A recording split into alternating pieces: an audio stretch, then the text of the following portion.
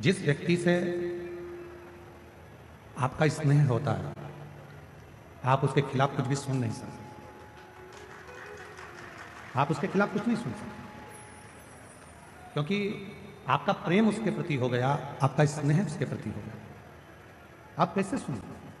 जितनी मेरी जीजियां बैठी हैं, जितने मेरे जीजा बैठे हैं, जितनी मेरी माताएं बैठी हैं, जितने मेरे भाई बैठे हैं, जितने मेरे जीजा बैठे हैं, जितने मेरे बुजुर्ग माता पिता बैठे हैं, आप सब जरा विचार कर बताना, एक बेटा कोई गलती करता है और लोग आकर बता देते हैं,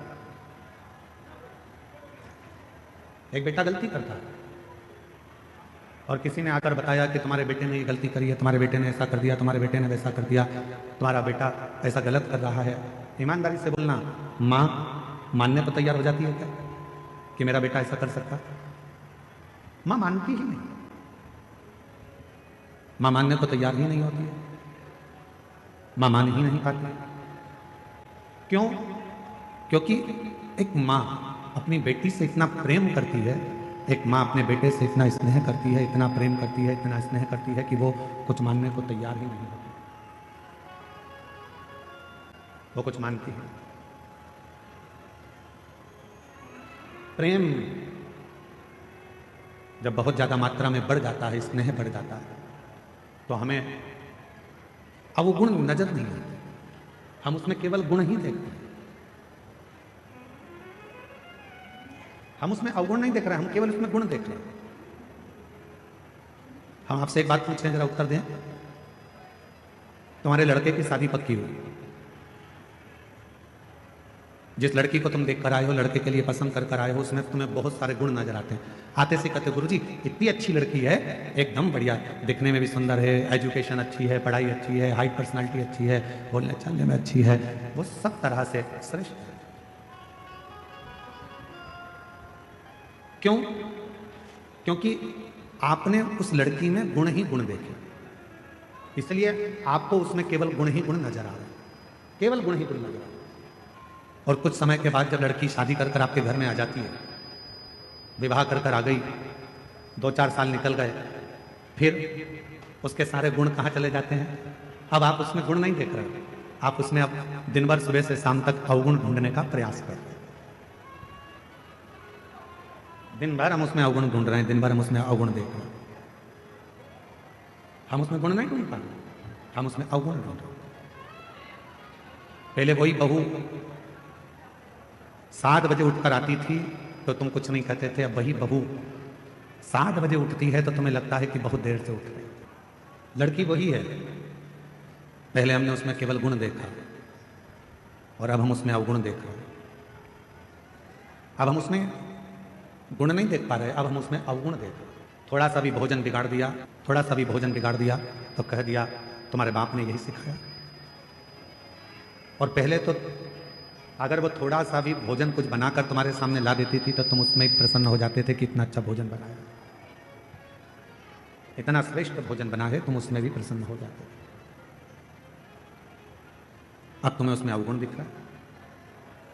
यहां जितने बैठे हैं, यहां मेरी जितनी भी माताएं बैठी हैं, जितने भी पिता बैठे हैं, मैं आप सबसे एक निवेदन करूं, उत्तर दीजिएगा जरा से।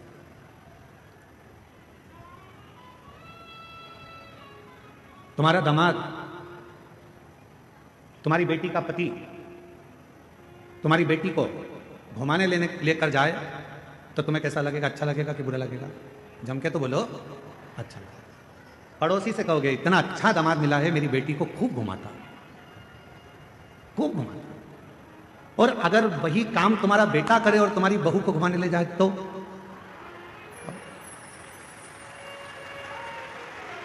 विचार करो। दामाद बेटी को अगर सोने की, तुम्हारी बेटी को सोने की रकम दामाद दिलाए तो मेरा दामाद हीरा है। अभी दिवाली पर उसने मेरी बेटी को सोने का हार दिलाया, रानी हार दिलाया, और वही काम तुम्हारा बेटा करे और तुम्हारी बहू को सोने का हार दिला दे तो तुम्हारा भगोने जैसा मुंह हो जाए। जैसे तुम्हारी बेटी है वैसे ही तुम्हारी बहू भी तो किसी की बेटी है, वो भी तो बेटी है। फिर दो मुख क्यों? फिर दो विचार क्यों? फिर दो दृष्टि क्यों?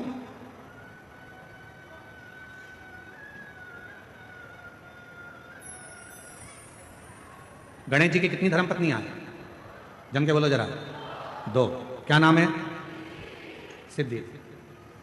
किसी ने शंकर भगवान से कभी पूछा कि भोलेनाथ जी आपने अपने गणेश जी के लिए, बेटे के लिए 2 पत्नी क्यों ढूंढी?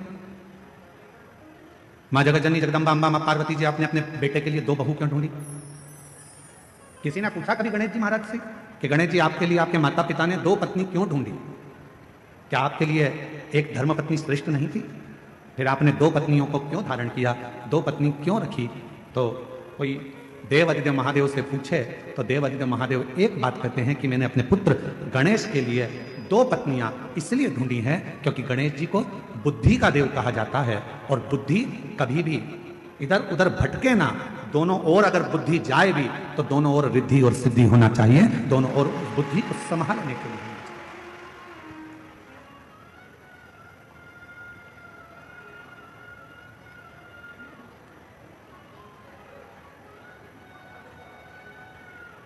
दो दृष्टि नहीं रखना।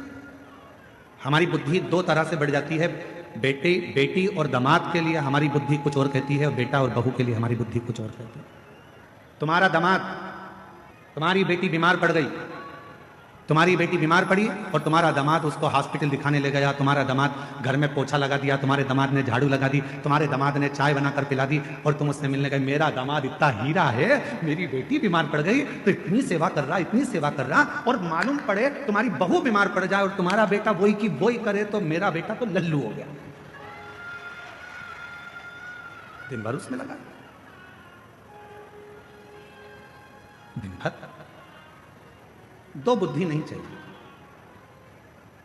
रिद्धि सिद्धि के दाता गजानन तुम्हें सबसे पहले हमारा नमस्कार है। रिद्धि सिद्धि के दाता गजानन तुम्हें सबसे पहले हमारा नमस्कार है।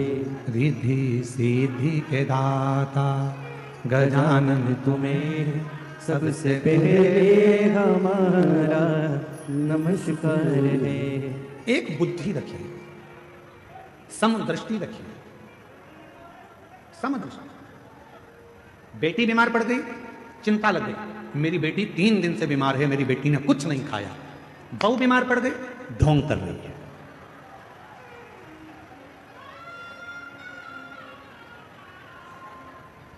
दो बुद्धि नहीं चाहिए, 2 दृष्टि नहीं चाहिए, 2 विचार नहीं चाहिए।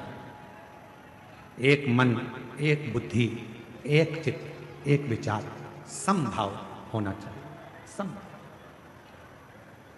जब हमारी जिंदगी में हम समता का भाव रखेंगे तब हमारे जीवन में देव अधिदेव महादेव कृपा करना प्रारंभ कर देंगे और हमारी जिंदगी को श्रेष्ठ।